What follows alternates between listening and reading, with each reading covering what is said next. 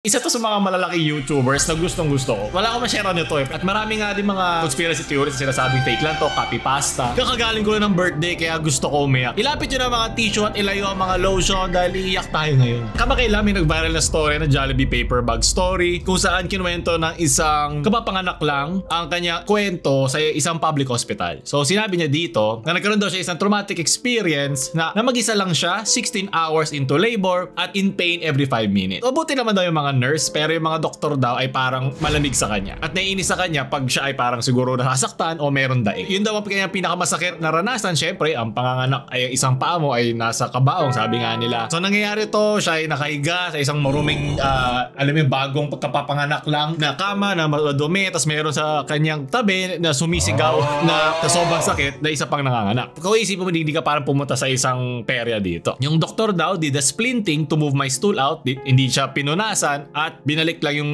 lumang diaper na meron siya. So pagkapanganak niya, meron daw 10 estudyante na nasa harap niya at yung isa pa daw ay nagbi-video nang wala niyang consent o kung bakit ito ginagawa ha. Pagkatapos daw, tinignan siya ng isang nurse at sinabi sa kanya maligo ka na. Wala na daw kasi hot water kaya malamig ang kanyang binuo sa sarili. Isipin mo na lang yung dami mo nilabas sa dugo, pagod na pagod ka na umire, tapos ito pa mararanasan mo. Nawalan ka na ng dignidad tapos pinaligo ka pa ng gano'n. So sinabi niya to lahat sa kanyang asawa. Nasabi niya, okay lang yan. Tapos naman na sagot sa kanya. Wala siya sinabi sa kanya, malamig lang ang kanyang mata, hindi siya binigyan ng eye contact, wala na daw comfort sa kanyang mga salita. Mga plain words lang na yun. At nung sunod na araw, bumalik siya sa ospital na may daladalang Jollibee kung saan ang kanyang mata ay nagkaroon ng buhay at sinabi, hala love, sarap naman yan. At sabi niya, sorry love, sa akin lang to. Gutom na kasi talaga ako. Alam mo naman na pwede na ako naghihintay sa'yo. May libre naman na hospital food eh. Yun na lang ang kainin mo. Ito ay nagkaroon ng iba't ibang bersyon sa social media, kanya-kanyang gawa ng AI image na tinakpan pa niya yung mukha ng mga to na AI image naman. At gusto ko lang ito pag-usapan kasi nakakalungkot kasi pareho rin naman sila doon, alam mo yun, hindi ako magugulat sa mga sinabi nila. Iba kasi sinasabi, OA si girl, tapos si guy ay sobrang cold. Pero syempre may mga tinatawag tayong postpartum depression. Mas likely lang siya 1 out of 7 sa mga babae at 1 out of 10 sa mga lalaki. So ito yung nagpapakita iba't ibang senyalis ng moods. Diba? Pwede mag-iba-iba yung mood changes mo, physical recovery, and challenges in adjusting to parenthood. So tumatagal lang to hindi lang sa pagkakapanganak pero ito'y tumatagal lang halos 6 weeks. Mas masakit talaga to dun sa babae na bagong panganak lang naghahanap ng support sa kanyang asawa. At marami nga din mga conspiracy theories na sinasabing fake lang to, copy pasta. Tinignan ko rin naman kung may mga copy pasta nito sa Reddit, mga version nito. At nakita ko doon na meron pala talaga nag-post. At meron siyang update din tungkol dun sa nangyari. Ito yung original at may update din siya sa nangyari na nagpapasalamat siya sa mga kind words na binigay sa kanya ng social media. At tinatry naman talaga niya makipag-co-parent at maging civil sa kanyang hindi na partner para palakihin yung bata. Di na daw siya galit pero masaya na lang siya na nailabas niya tong kwento niya at narinig ng ibang tao. Di na niya nilabas yung privacy na nilang dalawa. Ang masasabi ko lang dito ay pati talaga to ng buhay. Nakakalungkot lang na yung mga nagsasabi ng choose your partner wisely. Hindi mo naman to malalaman eh. People change. Nagbabago sila. Meron silang pinagdadaan sa sarili nila. Hindi mo alam. Meron pipitik pa lang. Alam mo yun, meron may topak. Meron pagdadaanan na magbabago siya. May kakaroon siya ng aksidente. Apakadaming factors na kasama sa buhay at kasama ng relasyon. Kaya talaga nakakatakot talaga magsimula na isang relasyon, lalo na kung bubuo ka ng buhay. Pero yun nga, di ba? Bakit mo itatago ang sarili mo sa iba't ibang mga positive na experiences in fear of isa pang malungkot na experience? Sinasayang natin ang buhay natin doon. Basta siguraduhin mo lang na ikaw ay may wisyo sa mga desisyon mo. Humihingi ka ng iba't ibang mga advice, iba't ibang mga experiences, hindi lang naman isa. Ang iba't ibang mga relasyon, iba't ibang mga pangyari, ay may iba't ibang mga chemistry, di ba? Hindi lang ito 1:1. So, wala, nakakalungkot lang din yun na yung mga nagre-repost nito, as ipapakita lang, buti na lang ako. Parang ito na naman tayo sa, wala ka sa kwento ko, parang ikaw na naman bida. Kaya nakita ko nagpo-post na, buti na lang yung partner ko, hindi ganito. Ginawa pa yung stepping board yung karoon na ganitong klaseng malungkot na experience. Makakatawa eh, yung mga ganong tao eh. Ginawang springboard. Ganito ba yung nangyari sa'yo? Buti na lang yung partner ko, di ganito. Nawala yung empathy eh. Kaya ako natatawa eh. So itapon mo na tong tissue na to na matigas. Doon naman tayo sa susunod. Umalis na si Outdoor Boys, Ben. Isa to sa mga malalaking YouTubers na gustong-gusto ko. Wala ko ma-share nito eh. Pero siguro na-addict ako sa kanya mga 6 months, 8 months prior. Medyo malaki na talaga siya. Pero ang dami kong kinonsumong content nitong tao taong to. Nung nakita ko tong goodbye na sinabi niya, kala ko mamamatay na siya. Kala ko merong cancer paper bag story na alam mo yun, na mamamatay na siya. Pero hindi. Titigil na daw muna siya sa mag-upload sa channel na yun. Siguro tatapusin lang daw niya yung iba niya mga videos na kailangan pa i-update at tutulungan yung kanyang mga anak sa kanilang YouTube journey. So mga di nakakaalam si Outdoor Boys, kung makikita nyo na sa kanyang pangalan, siya ay gumagawa ng mga videos sa Alaska kung saan minsan kasama niya kanyang pamilya at minsan sarili lang niya. Ako personally, ang favorite ko yung mga pag mag-isa siya. Yung mga laging kumakain ng bread, butter, halong honey, tas merong kasamang karne o protein. Usually, yung jowl lagi niyang dala-dala. At minsan, makikita ko rin sarili ko na nanonood sa kanya ng hanggang alauna, alas 2 ng umaga. Nakaka-relax kasi siya. Hindi kasi siya parang overly edited na video. Talagang passion niya to. Nagkaroon na siya na iba't ibang mga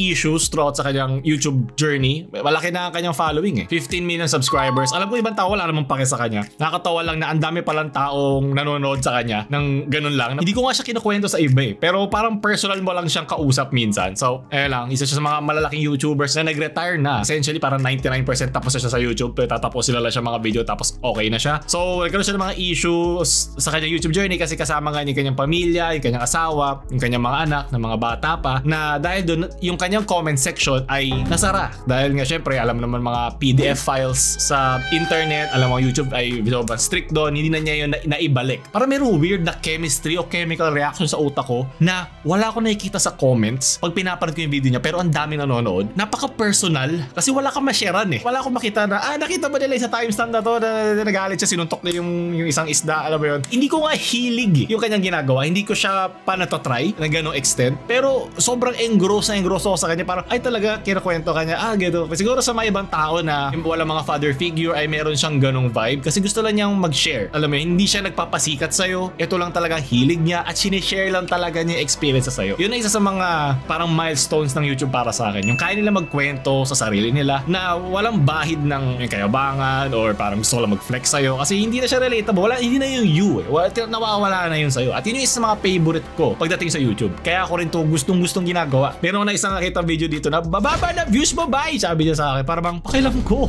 Ginawa ko nga to. Tuwan-tuwa na ako. 100 views lang. Di ko makakalimutan yung feeling 150. Basta yung digits na yun na nakita ko na may 100 tao nanonood sa akin. Kahit share lang to ng friend mo o wala namang pakialam sa'yo, masaya na ako dun. Sa tiyo ba may pake ako kung mabawasan pa ng views o hindi? Wala akong pake dun. Siguro interesante lang ako to a point sa mga kalokohan natin sa YouTube, mga pinapasadaan natin dito na magka-million man views yan o wala, so ipopost ko pa din siya. Ganon lang talaga ang aking tingin sa ginagawa natin dito. So sorry, napunta ako sa isang tangent doon. Bigyan ko lang kayo ng parang TLDR sa kanyang sinabi kasi yung kanilang privacy ay naapektuhan na. Yung mga nagre-repost sa kanyang mga video, nag-i-ini-splice ginagawang YouTube Shorts ay kakaroon din ng million views. So over different platforms sa FB, sa YouTube Shorts at sa main YouTube, nagkaroon na siya almost 5 to 10 billion views na nakikita yung kanyang pamilya, nakikita yung kanyang mukha, nakikita yung privacy ng kanyang family. Nahihirapan na siya at na-overwhelm na siya dun sa ganong klaseng fame. At bilang siya ay dating lawyer din, hindi lang siya parang backpacker na kung saan lang nanggaling. Lawyer din siya. Sorry, nag-deep dive talaga ako sa kanya nung first time ko siya napanood kasi talagang nahilig ako sa kanya. Like, minsan napupuyat na lang ako, narinig ko yung boses niya na,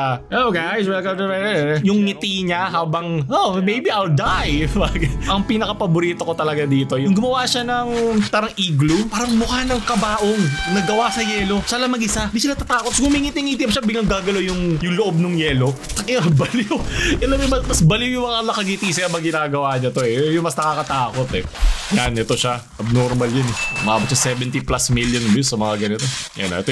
Sobrang fear ko to Oh my God. Oh my God. Yung claustrophobia ko, di ko na kaya. So, talaga alam mo na passion niya to. Hindi ito para mag-viral. Nagkataon na lang na yung kanyang mga ginagawa ay talaga nag-viral worthy. Pero hindi siya parang Mr. Beast na lahat ng angulo na to ay perfectly formulated para mag-viral. Talaga nagkataon lang na yung niche na kanyang kinahihiligan ay viral worthy at meron talaga siyang niche para doon sa YouTube. Sorry, natutuwa lang ako mag-share sa kanya kasi nakakalungkot lang na wala na, tapos na kasi napanood ko na halos yung mga iba niyang mga videos. Meron pa siya isang YouTube video daw, yung Carps and Catfishing ba yung tawag doon. Isa pa siyang gano'n na ginawa. Pinapanood din ako na video niya na parang being a religious man, worshiping God with my wife, yung mga gano'n. Gano'n siya ang tipong tao. So hindi ako nagtataka ba't wala siya mga ganong klaseng issues pagdating sa kanyang YouTube journey na naganap. So back dun sa kanyang bakit siya mag-goodbye, na-overwhelm na lang siya sa dami at minsan yung mga locals pa sa kanila ang nagsasabi dun sa kanyang lugar. o nagsasabi doon sa kanyang address. Na, di ba, sana kung ikaw yung parte ng mga locals na yun nakasama niya doon sa lugar niya, sana hindi nyo na siya dinodox ng ganon. Di ba, na wala na nga siyang oras para doon sa sarili niya kasi lagi na siya napapansin na. So, siguro, nagpatong-patong na yung mga times na merong nakaabala sa kanya habang meron siyang ginagawa na hindi na siya makausad doon sa araw. Siyempre, gusto mong mapansin lahat, gusto mo sila lahat makamusta, pero talaga yung sheer number, yung sobrang daming tao na kakamustahin ka ay siguro nag-take na ng toll sa kanya. At yun na nga, papahinga muna siya, tutulungan niya muna yung kanyang anak, o tutulungan niya muna na talagang staying true sa kanyang roots